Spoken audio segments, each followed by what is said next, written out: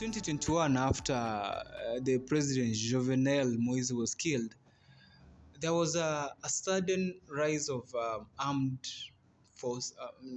gangs. They are gangs actually. They are gangs. So these gangs have really risen in number. They are now 200 or even more than that. No one really has the exact figure on the number.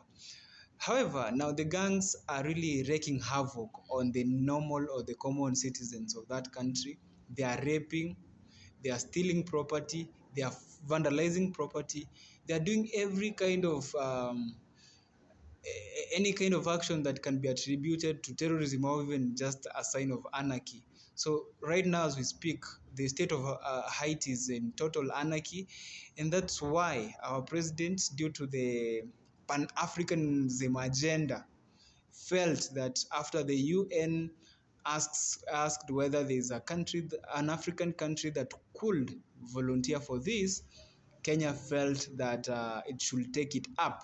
And it is also after the current Prime Minister, I think it's Ariel Henry or Oriol Henry. I don't want to get myself in pronunciation words, but the Prime Minister uh, asked for assistance from the UN. So, like Silas has initially said, Haiti had a president. So having a prime minister is also a conundrum in its way, because we are not certain who heads that government in itself. The people of Haiti, the gangs themselves, do not recognize the leadership of the prime minister. So that is also something that is putting the situation as it is in jeopardy. Yeah. Now, the United Nations said that it needed the police, right? For social studies, what did we learn?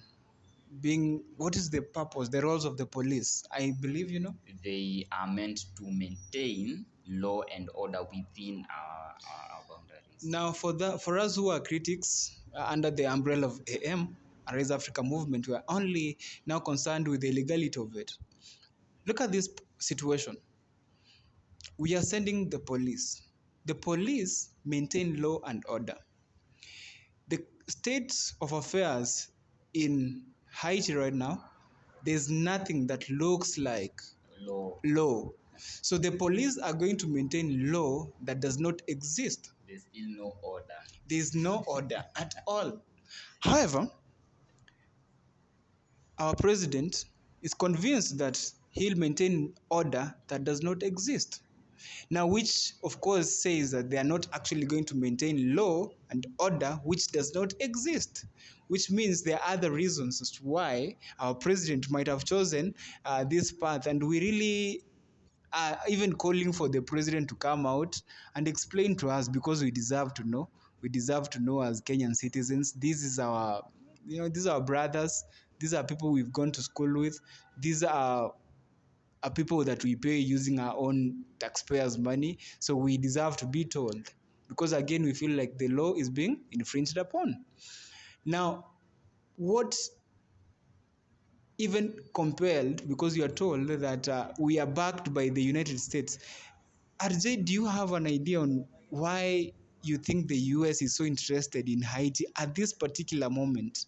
Why do you think it needs a country to go and clean its mess? Because we have already pointed out earlier that US is part of the reason as to why there's chaos in Haiti. How does the one who caused the problem also want to back somebody who solves the problem? Yeah.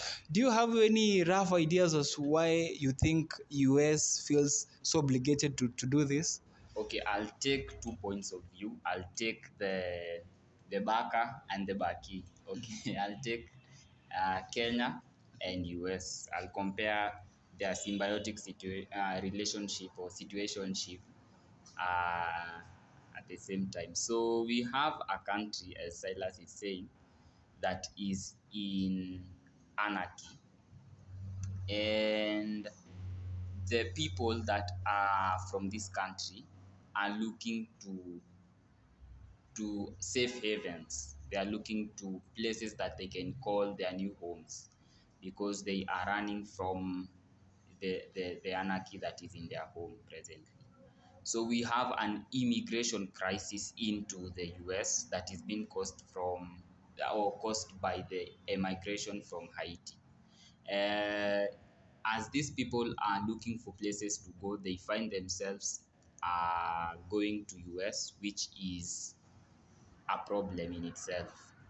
Aside aside this immigration process or problem in itself, because it's not a process that is recognized, Kenya, on the other hand, is also looking for international backing. We had a G20 summit just after the AU summit that was held in Kenya, and the G20 actually agreed or resolved to having Africa getting permanent seats. So everyone is trying to beat their drums to be seen as the likely choice for these permanent seats. And who else than the Pan-Africanist led country, Kenya. So we have our Pan-African president who is fronting Kenya as a peacekeeping country, but not just a peacekeeping country, a country that is there for the interest of Africans. And we gave a background on how Haiti came to be. And so these are the main things that are contributing to this. You also have some interests on resources that are in Haiti, which the US are looking for people that can partner with them to facilitate these things. But we can discuss this much later. Yeah. So you've people really Kenyans are informed. I don't know whether our president knows that because nowadays he's operating in isolation. So our police are going there to protect Africans. Okay, the African police are going to prevent Africans from running away from hell to save themselves. But what you are going to do there is to protect the multinational companies and the premises that facilitate capitalism to thrive. That's basically it. Now the question comes, I mean, we are being paid. Now we are going to act like watchmen. Our police are going to act like watchmen, guarding the investments of people who are not Kenyans, whites, at a token by offered by the United States. In fact, I can assure you that the Treasury just recently approved 1 billion, was it 1 billion or 2 billion, towards $2 billion, 1 billion to $2 billion for the kickoff of the operation.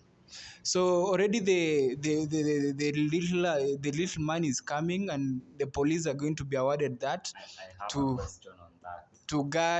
to guard investments that do not even belong to Africans. But of course, our president and Joe Biden and any other person who is pro-West, they are saying that they are going to maintain law and order, but in reality, they are going to maintain safety of these premises.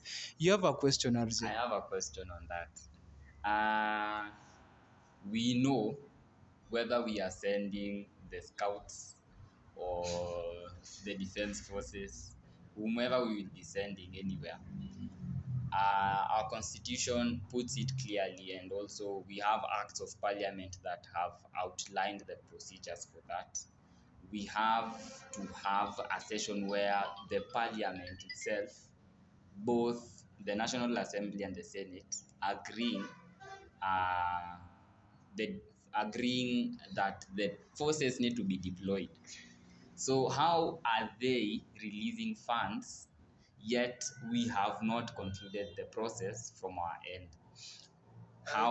Shall I answer that question? As I just we can leave it to the viewers to give us their opinions, but it does not make any sense. But one of our reporters or news anchors ever in one of the main TV station said, or maybe commented by accident, that that could be a local matter. Our law is a local matter, but when the United Nations has said something, we follow fast, and then we come to visit about what our local laws are saying. That was very sad. It really questions about our sovereignty as a as a nation that we are so proud of, but we feel like now the decisions are being made on behalf of us, and when we ask, we are told, no, you guys, this is a local matter. We have already decided for you. And Joanna, So are we meeting the legal test?